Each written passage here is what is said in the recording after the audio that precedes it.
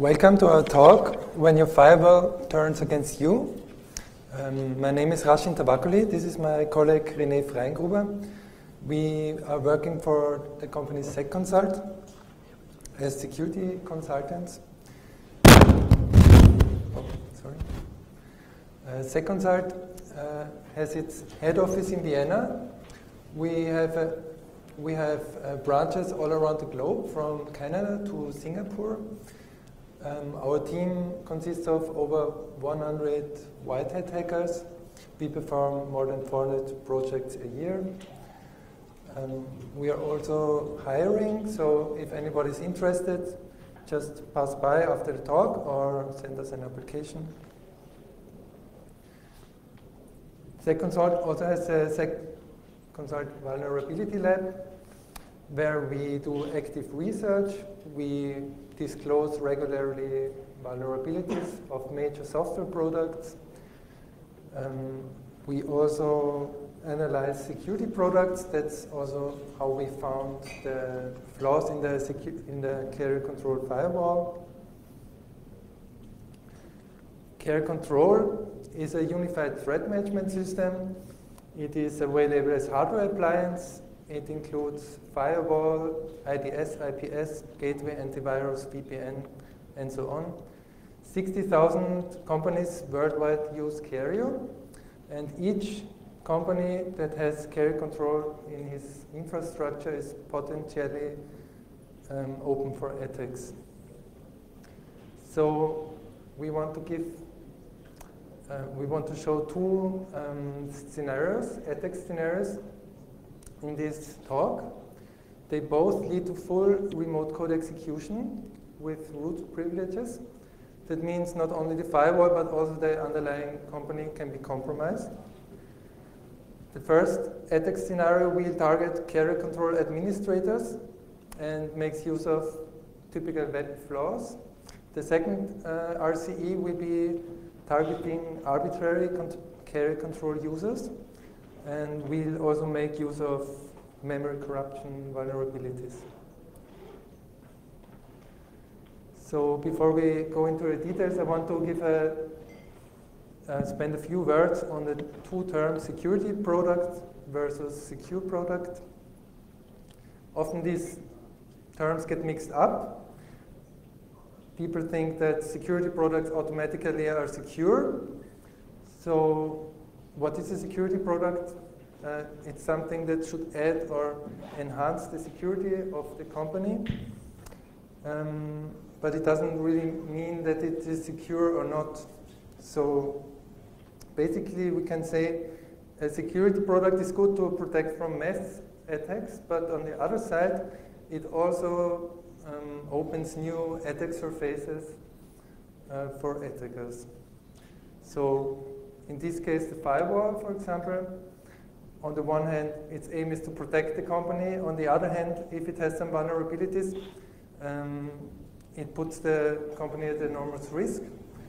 All the in and outbound traffic will go through the firewall and can then be decrypted and read and manipulated, as well as the incoming VPN connections. Also, access to protected network segments would be possible with high-value information, for example. Yeah, this shows the big impact. Not only carrier products are affected by this kind of flaws, but in general, it can be any security product. So we have here a list of a few advisories SecConsult published in the recent past. Sophos Web Protection, Semantic Endpoint Protection, Bitdefender, Cryptware, and so on. But not only SecConsult, also other companies publish such vulnerabilities. For example, here, worthwhile to name, Google Project Zero, who disclosed many 0 days in the last years. And not to forget the NSA leaks. Here, 0 days for Cisco firewalls were developed. Unauthenticated attackers could gain remote code execution here.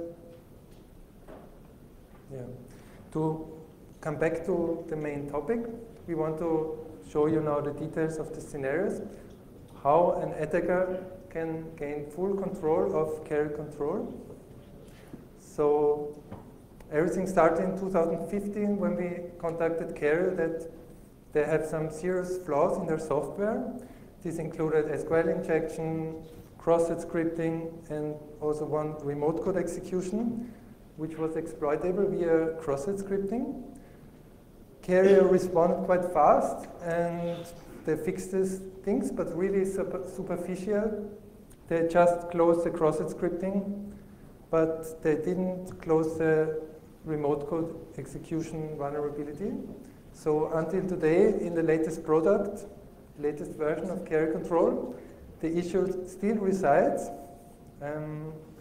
Carrier said we tried to convince them to fix the root of the problem, but they told us they don't consider this as a vulnerability. They have 2 layers of CSRF protection against this kind of attacks. So basically, all we need to exploit this again is to find another cross-site scripting vulnerability. My colleague and me, we started to hunt again this year to find some new cross-site scripting vulnerabilities, to get some new shells. We found quite quickly something, and during our research we found much more interesting stuff, and we want to show you what we found in this talk. So here we can see the carrier control administration interface. There's an upload functionality. It's used to upgrade the firewall itself. There's no password check for this upload, which makes it vulnerable to kind of cross-site forgery attacks. And here we can see how such image can be generated. So basically it's just a bash script, and upon upload it will be executed without any further verifications with root privileges. So as the application has some kind of CSRF protection, we need to bypass this with cross-site scripting. And here are some cross-site scriptings we found so far. The first one is in 2015. The second one is, the second in the middle are 2 we found during the research this year. And the last one we recently discovered, and they fixed it a few days ago. Everything before 9.1.4 is still vulnerable to this. Yeah. Here we can see how such an attack scenario would look like. So basically, we have the victim in the internal network. It will serve a website, let's say attacker.com.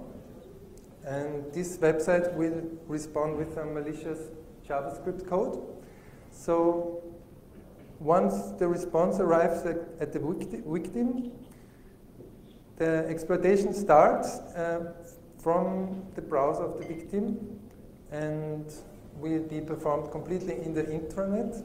So there's also no need to be for open ports from the internet. It will be performed completely from the internal network. To exploit this scenario, we have 3 main problems. The first one is we need to find out the IP address of the firewall. So if you see here, from the victim browser, we have to know where we have to send the payload to. So the second problem is we then have to verify if the user is logged in. If it's not logged in, we have to look for a way how we can find out valid credentials. And the third problem is we have to bypass any security protections. In this case, we use cross-site scripting to bypass the CSRF. And the cross-site scripting itself will be blocked in modern browsers. So we need to find a way how to deal with this as well. So back to the first problem, the IP address, how can we find it? Our approach was that we try each address in an IP range and look if care is running or not. To shorten the attack, we can also find out maybe the IP range of the victim. Then we need to iterate less IP addresses. So here we can use different techniques. Maybe there would be some WebRTC leak, or we can extract this IP range from some email headers. We have to find some kind of leakage vulnerability, or we can use social engineering. If nothing works, we should try all, and maybe we're lucky. And once we are at the step that we want to verify if care is running or not, we have to use some technique. Here we will come to the problem of the same origin policy. This means, let me go back. We can send from the attacker.com website some payload to the victim and then to the target. But from the target IP back to the victim browser, we cannot receive the response because of the same origin policy. So we need to find a way to deal with this. There's some trick we use here. It's called image loading. It's a kind of a side channel. So basically, there's a carrier logo at some specific path, and we try for each IP address if we can load it. Is it loadable? We know we found our carrier instance. If not, we continue to the next IP. And the next problem will be, is the user logged in? So is he logged in? It's very good for us. If he is logged in as administrator, we can use the first attack scenario I'm talking now about.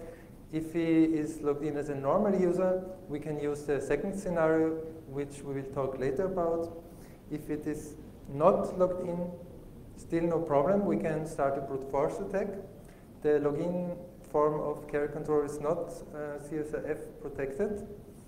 So the fact that the login form is on the internal network makes it more likely that we are lucky, because people don't secure it with hard passwords. They think it's not available to the internet, the form, so it's safe. Yeah. Then how can we identify if the user is logged in? The same here. We try to load the user profile image. If it is loadable, we know the user is logged in. And the last problem is are the Xss Browser Protections. Every browser, Chrome, Safari, whatever, they all have this protection on the client side, which means especially for reflective XSS. And luckily, our payloads, or some of the payloads we found, they are base 64 encoded. This means the parameter, like here we can see in the last line, is in encoded form and will be transmitted in this form over the network and will be decoded at runtime in the browser and then executed. So we try to test it with all browsers, and it bypasses really every browser, Chrome, Firefox, whatever, Internet Explorer. Yeah. During the first XSS we found in 2015 had this bypass, and also the last one we found.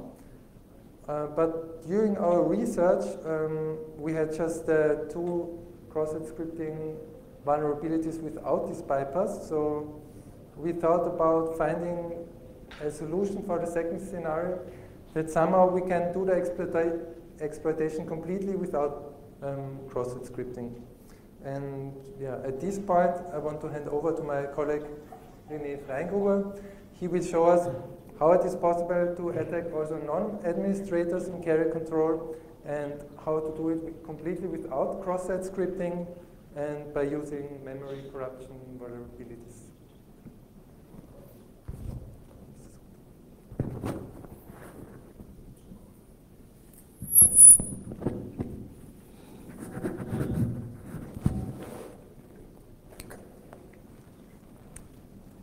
Okay, hello everyone. Before I start with the second attack vector, I just want to summarize what we are doing. So for example, if I run my own website, attack.com, and the victim goes to my website, I can force the browser of my victim to send a request to other sites. This is simple because I can just embed an image of another site or something like that. So I can, for example, force him to send a request to Facebook, or to your bank account, or to your email account, or, for example, to carrier control. But at the same time, I cannot read the response, because this itself would be a big vulnerability. This is not possible because of the same origin policy. Because if this would be possible, I could read, for example, your Facebook messages or your email messages and so on. So I cannot read the response. In the previous attacks, we were bypassing this fact via image loading because we can detect if an image was loaded or not. This way we can extract information. This way we found out at which IP address carrier control is running. And a third thing, if I send to another website a request, this request should not lead to any action.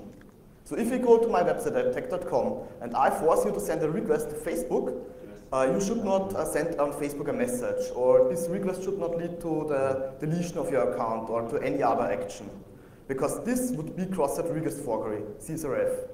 And exactly against this kind of attack, there are protections. And the idea here is, the typical idea is that you generate on the server a token. It's called the CSRF token. And with every response, you add this CSRF token. A normal visitor can read this response. Because of the same origin policy, you can read it. But I, as attacker, I cannot read this response. So I, as attacker, don't know the correct CSRF token. But every time I'm forcing some action on the server, I have to append this token. And then they check, is this token correct or not? Because if I'm a normal visitor, I know this token, so the browser will transparently add it. But if I'm an attacker, this token will not be added. This is the general idea of CSRF protections. And you see here, carrier is implementing this check here. So you see here, what carrier is doing, they have here get CSRF token. So they're getting the correct CSRF token. This is the comparison value. So in P security hash, you have this correct value. And then they try to get either the get parameter security hash or the post parameter, stored here in posted hash. And then they just check. If these two tokens are different, it means the sender doesn't know the correct CSRF token, so it's an attack. But a normal visitor would know the correct CSRF token, so they would be the same. That means they can bypass the check, and then they come here, down here, and can lead to some actions on the system on carrier control. And the problem with this code here is that carrier implemented some flaws or mistakes here. I'll give you here just a quick second to read this source code to find the vulnerability yourself. Basically, what they are trying is, as I already mentioned, they try to get the get or the post parameter. But the problem with this code is, here, this OR, in PHP, this is a logical OR. That means the result is either 0 or 1. For example, in JavaScript, this code would work perfectly because the result in JavaScript would be either the get or the post parameter. But in PHP, then the result is 0 or 1. And now they are comparing here this number 0 or 1 with the string, but they're using here the wrong comparison. They're using here a loose comparison. That means they do not check the types. That means that they compare here a number 0 or 1 with a string. With this string here, that means this string will be converted to a number, to the number 1 always. That means they always compare the number 1 with 1. That means as soon as you set k security hash to any value, you always bypass this check and can force actions on the system from the internet. This is the first script which we are abusing in the second attack vector. And there is a second script with a different CSRF protection, with a different CSRF bypass. So you see here, what they implemented here is that the posted hash, the hash which I sent, is empty or some condition. And now, in the second check, they changed it to an end. That means this default state here, where we just exit the script, can just be entered if the hash which I posted is empty. That means as soon as I just set the hash to any value which is not empty, I can again bypass this check. So now you can force some actions inside these two scripts. And from the attacker perspective, you have really everything which you need there, because you have remote code execution, you have techniques to bypass different memory corruption protections, and so on. You have cross-site scripting, and so on. And another important fact is that these two scripts are not referenced by any other file or script or anything on the system. So I don't really know why these scripts are there at all. And another important fact, they have a third script which contains an address space layer anonymization bypass. This is a memory corruption protection. Basically, they're just leaking stack and heap pointers in their PHP scripts. So for the second attack vector, we are using two vulnerabilities. So first of all, carrier control is using a 6-year-old PHP binary. And as you can imagine, 6-year-old PHP binary contains many, many different public known vulnerabilities. And the second fact is that they call unserialized, the unserialized function in PHP, based with user supplied input. And what we have done is we just searched the internet for unserialized vulnerability inside PHP 5.2.13, and then just wrote an exploit for this vulnerability. So you see here inside setPHP, you can set any session variable to any value. And inside content loader, you take the last displayed session variable and then call unserialize on it. So what we are doing is we call setPHP and set the last displayed variable to some malicious input, then call content loader, and then our malicious input will be called on unserialize. And there's also another problem with this code, but I will come to this later. So I will now try to explain you C4E 2014 this C4E number here. This is basically a type confusion vulnerability which leads to a use of the free bug. So to understand how this vulnerability is working, you have to understand how serialization is working in PHP. So if you have here in PHP a variable, it's the integer 1 to 3, and you call serialize on it. Then you get the serialized version of this variable. So you get here this string I for integer, then double dot, and then the actual number. It's always the same format, always the first character is always the data type, and then the value. You can then, for example, store this string here inside a file, or transfer it over the network, or as you like, and then call unserialize again on it and get again the PHP variable back.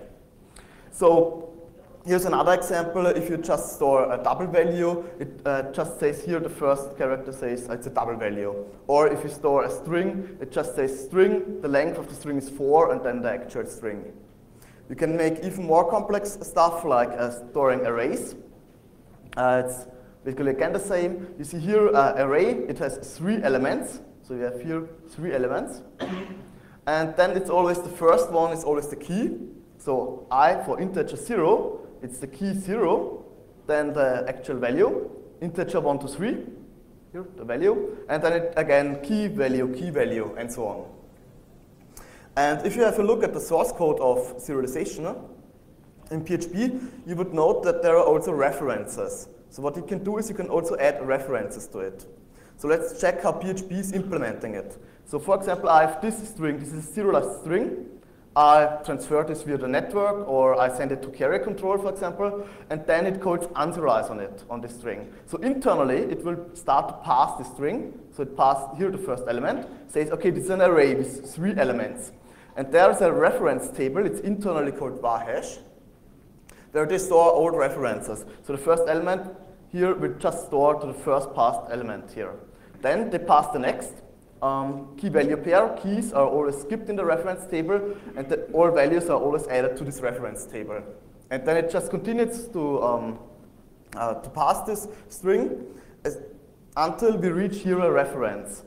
As soon as we reach here a reference, it just says, okay, reference, go to this reference table, go to the third index, take this pointer, it's pointing to the integer 456, and replace here this reference with the integer 456. So if we execute this stuff, you see here instead of the reference, the result will be here 456. And to now understand how this vulnerability is working, or how nearly all unserialized vulnerabilities are working, you have to understand how PHP is storing variables inside PHP itself. So every variable, every integer, every double, every string, object, or array, and so on, are always stored as a set value. So the internal structure is always set value. And this works here by just storing a value and then a type. And based on the type, the value is always interpreted differently. So for example, if the type is 5, it means it's an object. That means the first value is interpreted as an object value. If the type is 2, for example, the first value is interpreted as a double value. Or if the type is string, then it's a string value, and so on. And it's also important to note here that we have a reference count. That means every reference which points to this set value, to this variable, increments this reference count. So for example, if I have an object and I have 3 variables pointing to this object, the reference count should be 3. And as soon as the reference count becomes 0, it means I can free this object from the memory, because no variable is no longer pointing to this object. So for example, see here, check this here, that the big problem with all unserialized vulnerabilities is that here this reference table adds pointers. So for example, this pointer is pointing to this object here, to this integer. But the problem is that this pointer here is not counted inside the reference count. So this will not increase the reference count. That means you can generate dangling pointers. So you see here, basically nearly all, at least old unserialized vulnerabilities are working the same way. We have some data. In this case, it's an integer here, but later it will be an array or object, something which is a little bit bigger. Then we have a reference. This reference should point to this integer here. And then we add here some code, which will just free this data. Because then this reference here is pointing to freed memory. And if I then allocate in between this red box here some additional memory, it will overwrite the memory, the previously freed memory, and then my reference will now point to the memory which I can fully control. And for all different unserialized vulnerabilities, always this red box just changes. Always the technique how you can free data changes. So for this C4E number, we are exploiting the SPL object storage. So you see here. As the name implies, SPL object storage should store objects. So it contains here O for object. The name is 5 characters long. It's called alpha. And it will now put this alpha object to the storage. Internally, this is a hash table. So it will calculate the hash on the alpha object. Let's say the hash will be 1, 2, 3, 4. So at position 1, 2, 3, 4, there will be a pointer to the alpha object. The reference count of alpha object should be 1, because we have here 1 reference to it. From the internal storage to it, there's 1 reference. Then we pass the next element, let's say beta, and let's say the hash of beta is 888. So we have again here a beta object, reference count of beta is 1, sorry. And the big problem now is, what will happen if I generate 2 objects which have the same hash? So now, alpha has the hash 1, 2, 3, 4, and it's pointing here to the alpha object. And now, the beta object also has the hash 1, 2, 3, 4. So it will overwrite this pointer. So there's no pointer anymore to alpha. That means the reference count of alpha will now become 0. And because it's 0, because there are no references anymore to alpha, you can free the memory because you don't need this memory anymore. So this memory will be freed. But the big problem is, inside the reference table, you still have here a reference to it. And this is the problem with nearly all unserialized vulnerabilities, that this pointer here is not counted as a reference inside the reference table, inside the reference count. So that means we can use here this pointer to access already freed memory. So the problem is now, is it possible that we generate 2 objects which have the same hash value? Because I need this to free this alpha object. And the answer is, typically this is not possible. So you cannot generate 2 objects which have the same hash value. But now we are going to exploit the type confusion vulnerability. For this, I have here just a quick other vulnerability to understand this better. So this is a vulnerability inside PHP info, a different one. If you call PHP info, it will dump various PHP variables for you. For example, also the PHP self variable. And the problem is here that this code here says, this is a macro string value, will say, okay, take this data object, this PHP self variable, and interpret it always as a string. So this code here is not checking the type. You see it here a little bit better. So here again, this is the set value. This would be the set value of PHP self. So you see here, it's not checking the type. It will just say, take the value and always interpret it as a string. Doesn't matter what the real type is. And this is exactly how you can exploit it. So you see here, this would be the code of this macro. Always say, take the value and interpret it here as a string. So what you can do is, inside PHP itself, you can say, PHP variable is now an integer. And the problem is that this integer will now be interpreted as a string, because this macro is not checking the type. And then, if you interpret this integer as a string, you just read memory, which is stored at this address here. And this way you can, for example, extract the ELF magic value. Of course, this is not really exploitable here, because typically you cannot modify the PHP code. But what you can do is, you can use the same idea again for our vulnerability. So you see, in this case, this here would be the input for our hash calculation. And here they are using this macro where they just say, interpret the data always as an object. Because inside SPL object storage, as the name implies, you should just store objects. But what we can do is we can just manipulate this string here as we like. So what I can do is I can just replace, for example, here the beta object with, for example, something like a string or an integer. And this is exactly what I'm doing. So what I was doing is I created here an object, STD class. Then I stopped inside the debugger. This here would be my set value. You see here, 5 would be the type. Type 5 is object. Reference count here is 1. And this here is my object value. It basically says, okay, it's a second object in my PHP script, and this here is a pointer to the object functions. So I now extracted this value. Then you can use here a simple Python script to convert this value to a double value. And then I just restarted my complete attack, and now appended this double value here. That means I now have two set values. This is the first, this is the object, and this here is the double value. You see here, also the type is now 2 because it's a double. But this type is never checked. They will just take here the first value, which is now the same as the object. That means there will be a hash collision. That means it will generate the same hash. That means the double value will free the STD class from memory. But I still have here a reference to it. So reference 1 should point to STD class object. But because the double value freed this memory, the next set value, there, this string ABC, will be allocated over the now free space of STD class. So reference 1 will not print the STD class, it will print the string ABC instead. So you see it here, it will print ABC. And I can now do the same. So the next step is I just allocate here something which is a little bit bigger. That means I can have now full control over the complete set value structure. So reference 3 should point somewhere in between this STD class, but I freed this memory and now allocated this orange stuff over it. That means I can now change the type of the stuff which is referenced with reference 3 as I like. So in this case, I have here type 6, which is a string, and say, okay, the string is pointing to this address, and now I can dump the stuff which is stored at this address. So in this case, it's the ELF magic value at the start of every file. But I can also change the type to an object and change the object pointer to point to my own shellcode to get just code execution there.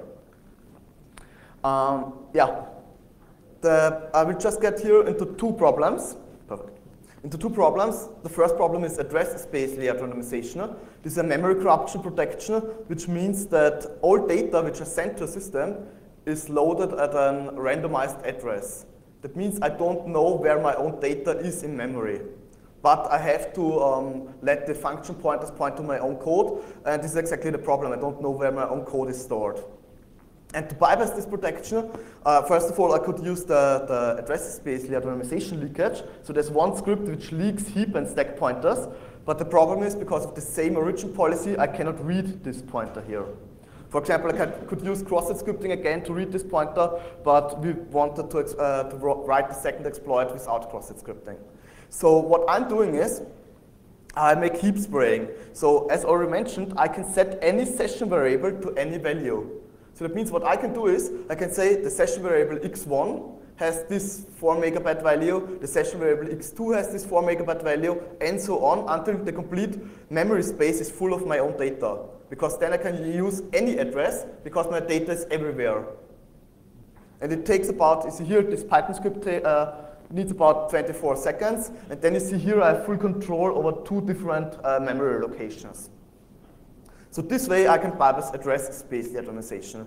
And there's a second memory protection, it's called data execution prevention, which means my own data should just be data. That means it should be readable and writable, but it should not be executable.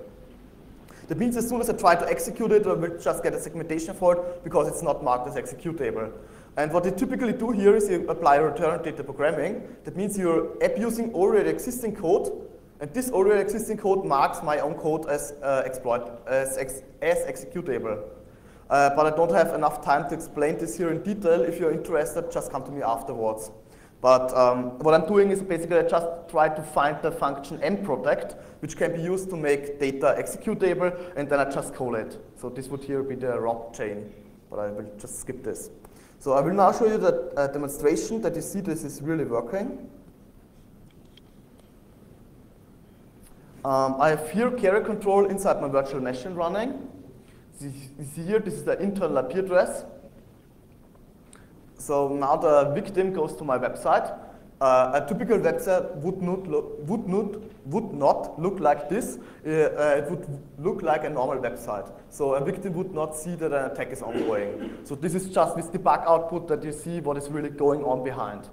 So the first thing which I'm doing is I have to find the internal IP address of Carrier because I want to force the victim browser to send requests to Carrier control. So what I'm doing here is I'm trying to load the Carrier logo from different IP addresses. You see here, on this IP address, I could not load the Carrier image. On this IP address, I could not load the Carrier image. But on this IP address, I was able to load the Carrier image. You also see here the output that I successfully identified the correct IP address of Carrier control. So this just takes some seconds. So you see here on all these images which could not be loaded, there was not carrier control running. So the next step is I have to check if I'm currently logged in. I do this by try to loading the user profile image. Because if the user is logged in, there will be a user image returned. If he's not logged in, no image will be returned. I now see, okay, I'm not logged in. That means I start here a brute force. So I'm forcing the victim browser to make the brute force attack for me. And this is possible because the login is not protected by any CSRF protection. Now I was able to find login credentials. I can check this because I can load now the user image. The next step is to make the heap spraying. That means I'm now filling the complete memory with this request. So I force the victim browser to send this request for me.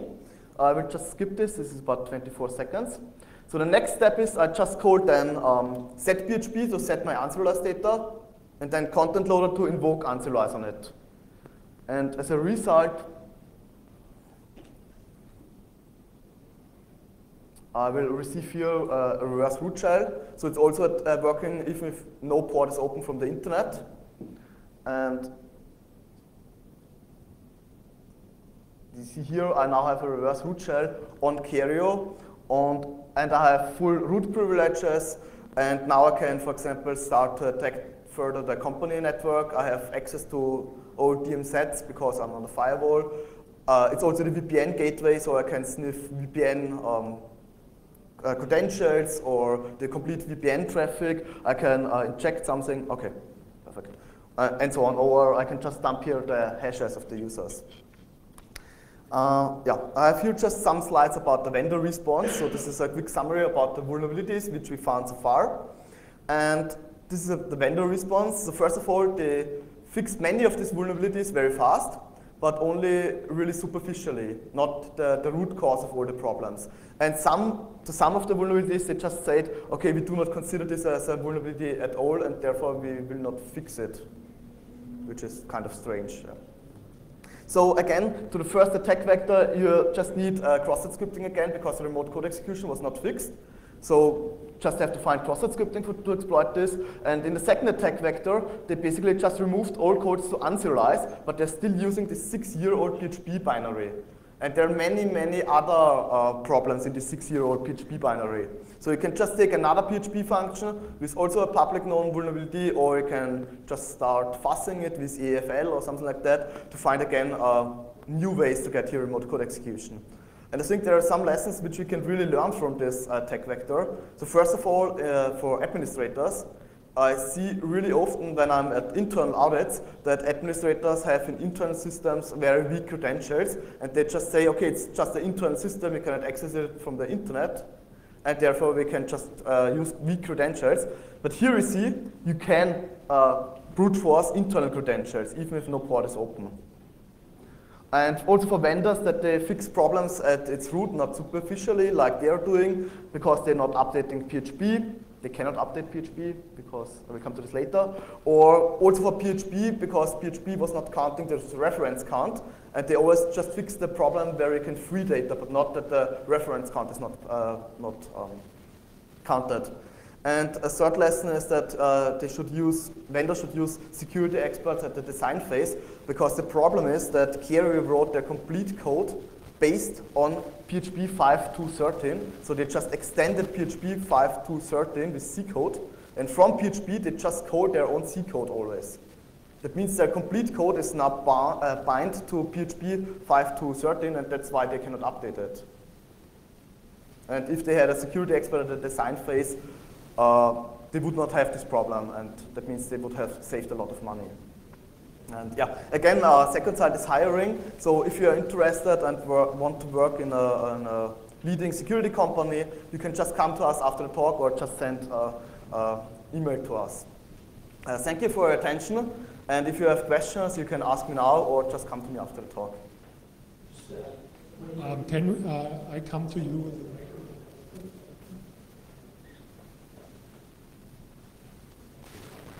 Cool presentation. Thank you. When you're brute forcing that Curio device, right? Yeah. If it doesn't have the ability to note those brute force attempts in a log, and does the Curio device have the capability of pushing that to a log management system? Like, can you be detected at the brute force phase?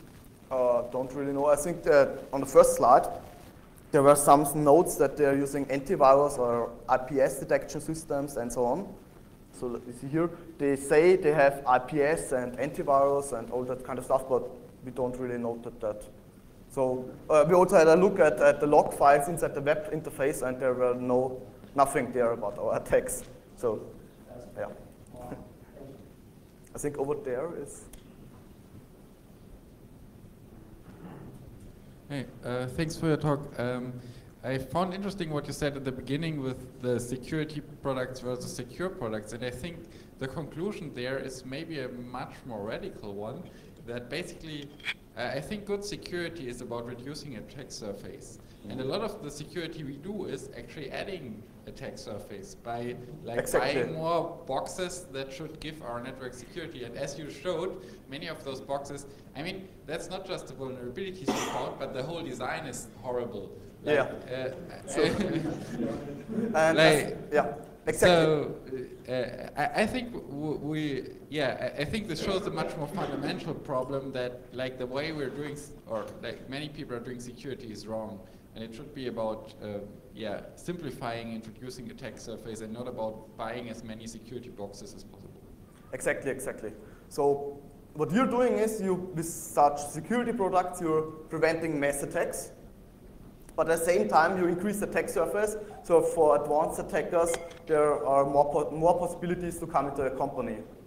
And of course, it's also like you see here, for example, it's also this vulnerability was also called vulnerability 666 by Google Project Zero, because over FireEye the complete network traffic is going. That means if you have there a root shell, you have everything. And it's the same for the firewalls and so on. So yeah. Final question here, and we can continue this in the coffee break afterwards. Thanks for the great talk. I have just a short question regarding non-serialize. Yeah. Did you see any way to exploit it by using logic bugs, like invoking magic methods, or was there nothing?